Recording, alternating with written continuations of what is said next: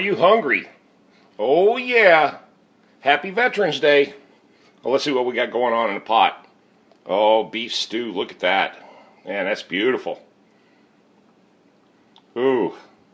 All right. But this is not what this video is all about. Not that you guys are hungry, because I know you're hungry, because, 3:57 in the afternoon, time to eat. Okay. But let me get this camera set up. Hold on. There we go.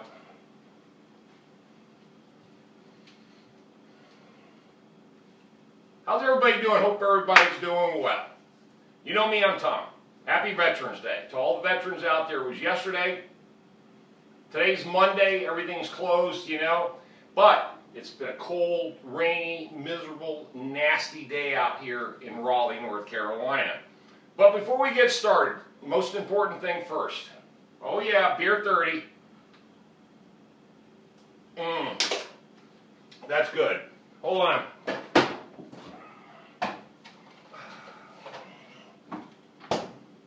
We need another one.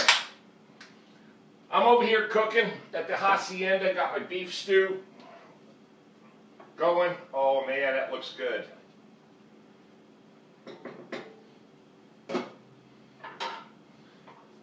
And you can see I got all my hats laid out here. My Army hat, another Army hat, and my USA hat, and my patriotic flag. Okay.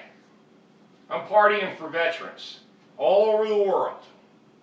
No matter what branch of the military you were in, no matter what country you were in the military, salute to you.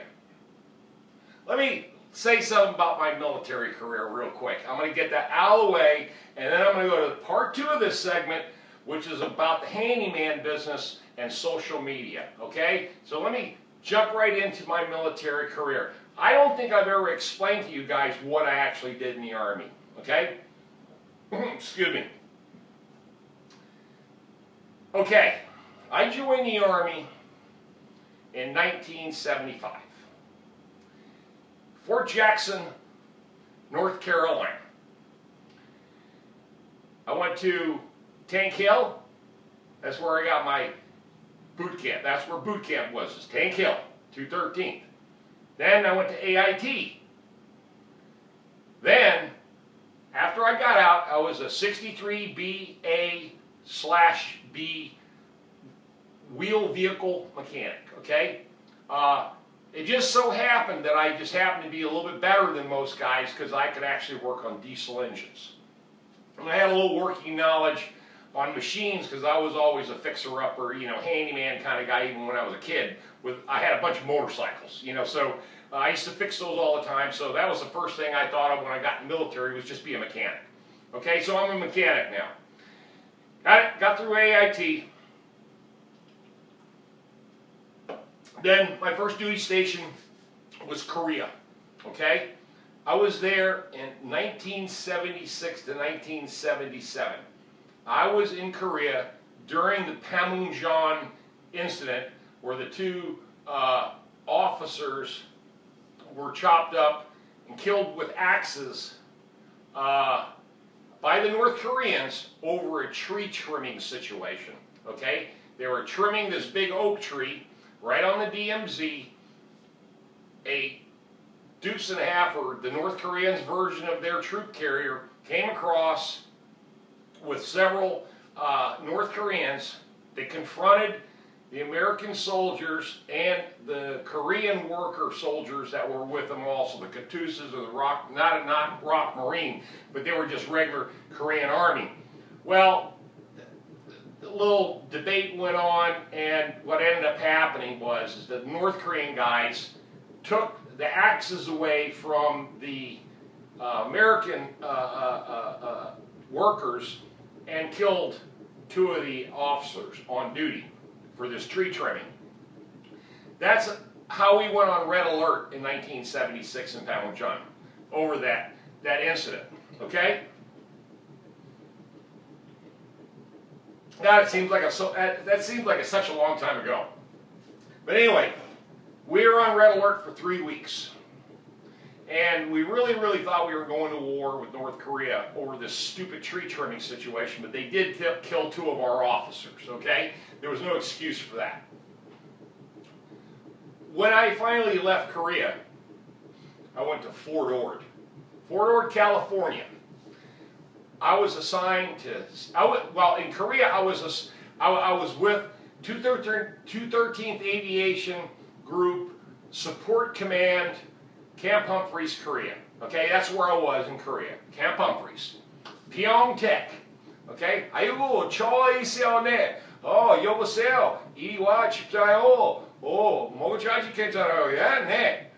I can speak a little bit of Korean. Still can. 아저씨, 안 돼요.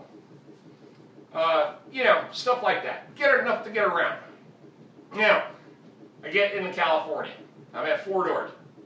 Big golf course up there, and I'm with 7th Med Battalion Support Command, and we're deactivating the base. It used to be a training center, an inbound, you know, a base for troops during a bunch of different wars. World War II, the Korean War. A lot of soldiers would be staged at Fort Ord.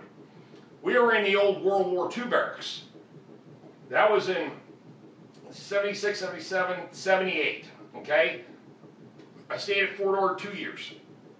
I was part of the Army Olympic team. Okay? I was a pretty strong kid even at 18. And I got my picture actually in the paper, the Fort Ord Times, with the Army, you know, the Army division of their news network, when our, you know, support command went up against division and all kinds of different related sports. And I won 2 of my events. So, the problem with the Army was this, and I'm going to be bluntly honest with you about the Army. I was broke. every day of my life, I was broke. Between the $50 U.S. savings bond and the clothes, and I never had a car when I was in the Army. 0, ever. I had a bicycle, okay? It's the only way to get around. I couldn't afford a car. Couldn't afford insurance. I couldn't afford nothing. Here I was, 19, going on 20 years old, you know, 21 years old, and I couldn't even buy a car. It sucked. It really did. And I kept looking around, and I had my ETA date was coming up. ETS date, excuse me. It's been such a long, I've been out of the Army a long time, but my ETS date was coming up in 79 on my birthday, December 3rd, and my command sergeant major would come up to me and he goes, "You really don't want to be in the Army, do you?" And I tell him, I said, "Hell no, I don't really want to be in the Army."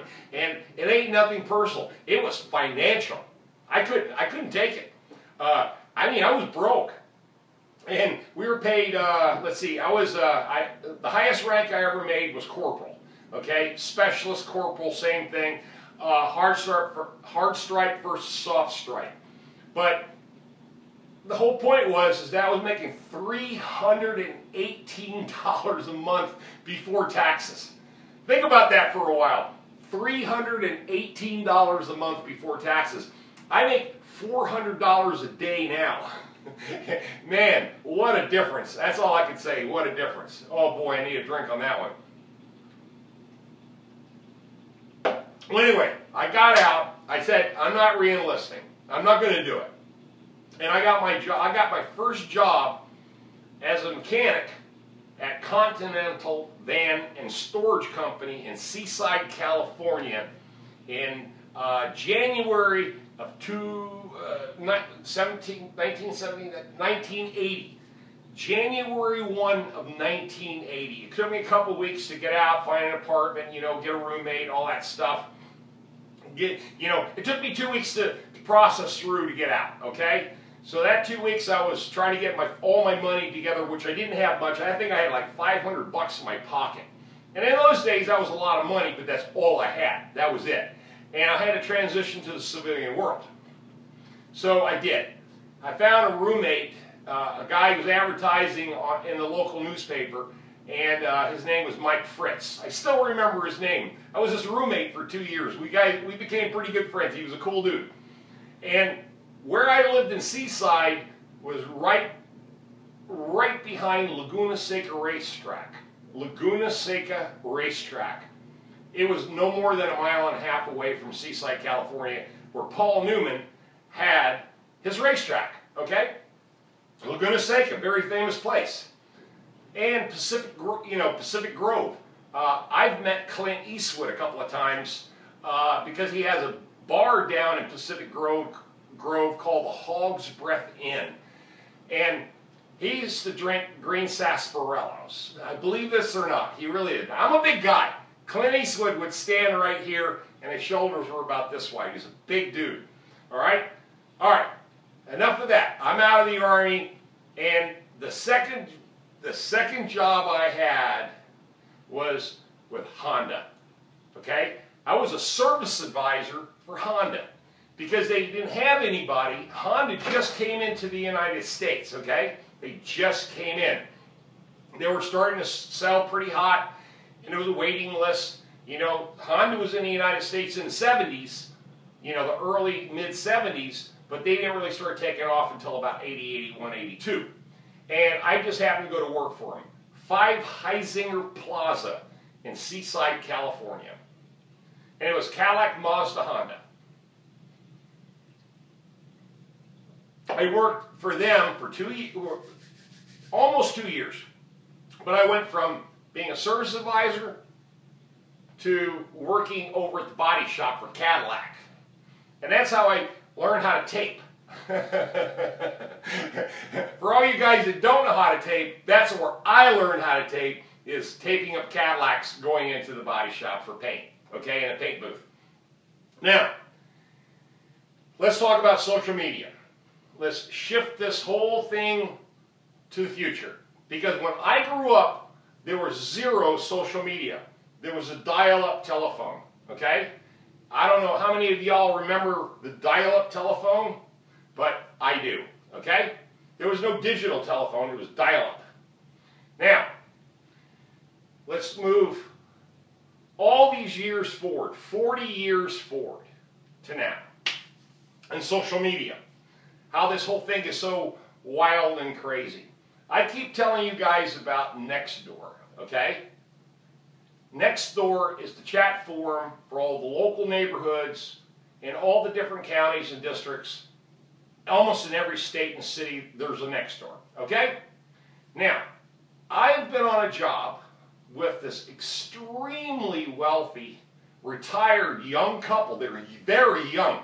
They're only in their 40s, and they're retired in a $1 million home, okay? They work from home. They got all kinds of other little businesses they do on the side, but they actually physically, financially were able to retire in their 40s. I've been working on this monstrosity of a house, doing all kinds of interior upfits, changes, fixes, you name it.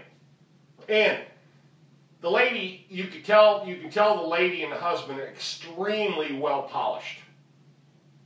They're, you know, well taken care of. You can see it. They have money. Okay? He and her moved from Alexandria, Virginia. He worked apparently for the government. In what capacity, I have no idea.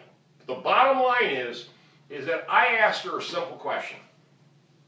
How did you get my contact information? Who told you about Mr. Fixall? She said, I found you online. And I said, oh, you found me online. Hold that thought. Oh, man. Oh, man. I might have to end this video.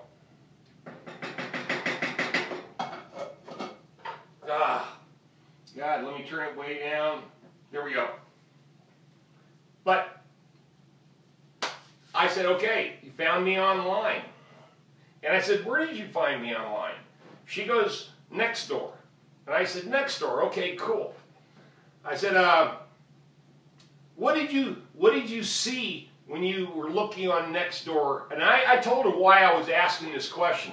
How many handymen did you actually see listed on Nextdoor, or other contractors or plumbers, you know, HVAC guys, et cetera, you know what I'm talking about, right? Okay. She said there were several. And I said, okay, cool. I said, why did you pick specifically me?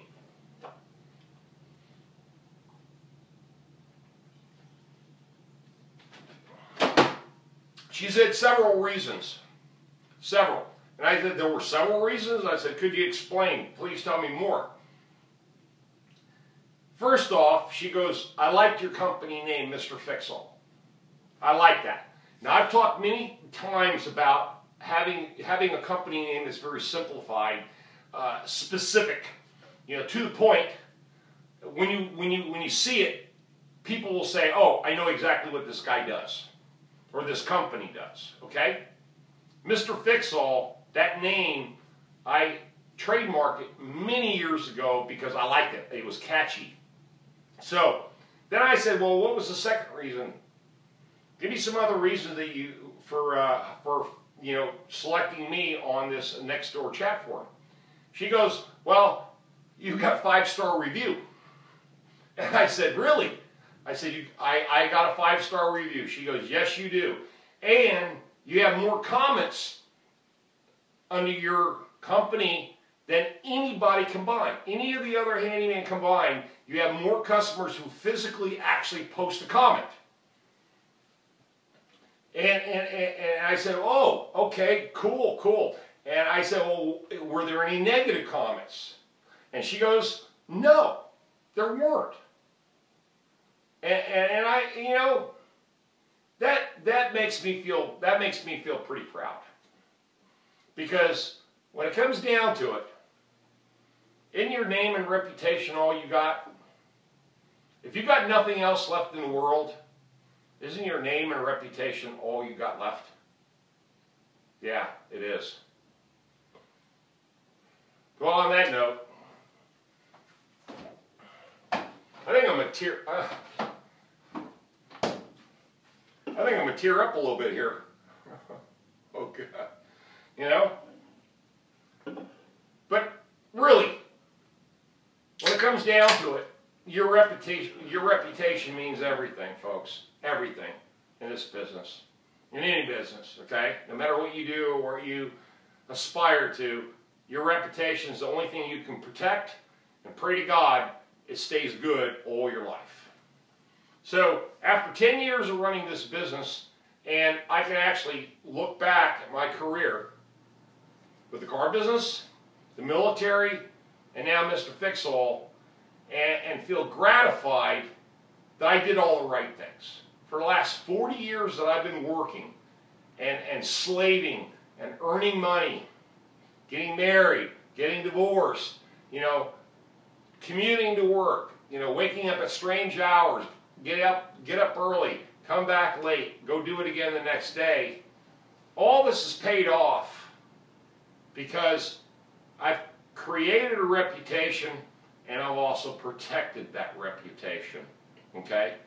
Protecting your reputation is everything. In fact, I think this is what the name of this video is going to be, is protecting your reputation, because it's all you got, okay?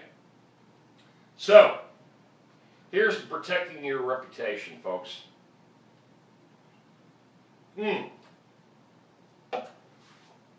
Oh. I can't stand it. Okay. This is almost ready. I'm going to end this video right here because I feel that, oh. God, I almost forgot this. And I apologize. What's the most important news of the day? Did I get the hospital contract? Oh, hold on. Oh, yeah, I did. Yes. And I'll tell you one real quick little thing about that. This is the parking deck, okay? I'm the only company that's ever messed with that place, okay? The parking deck is 40,000 square feet, 4 levels, 10,000 square feet per level, and no one's ever messed with it. They expanded the contract big time. This weekend coming up, it's going to be 32 degrees on Saturday, but I got to power wash it. I got to clean out all the gutters on the towers which I've never done that before. I've never power washed the exterior walls of the place. I've never done that before. And clean the place up, blow it all down, pick up all the trash, do everything I need to do and make that place sparkle for the Christmas holidays. This contract is huge, huge. And I'm going to tell you right now, I need help. I can't get Jim. Jim won't call me. Not on this one. He's not going to do it. He told me, don't call me Saturday and Sunday. I'm not working for you. I work for you on Wednesdays, but never Saturday and Sunday, and hell no on the parking deck. So if one of you local guys, and you've got to be local. I mean, I swear to God, you've got to be local. Here in Raleigh, if you want to help me this Saturday and Sunday, and I'm going to promise you, you're going to hate me after this job is done. That's how big and nasty it is. And you'll work yourself to death, and you have to work at night. This is all at night. Midnight on. You know, as soon as the sun goes down, which now the sun goes down at 5:30, 6 o'clock in the afternoon. It doesn't come up till like 7:30 yet. So we'll be working in pure darkness the entire time. Give me a call. All right, everybody, y'all have a blessed day. Tom out of here. You know what to do. Leave those comments. Give me those thumbs up. Subscribe. Send a link to your friend. And don't forget to click the bell or push the bell as a notification for my next upcoming videos. I didn't know that that's what you needed to do, but you need to click the bell down below, and that way you'll all be informed, because I should have 14,500 views on every single video, but I hear that a lot of you are telling me that you're not getting notifications. So click the bell. Y'all have a blessed day. Tom out of here. Happy Veterans Day to all you veterans. Be blessed.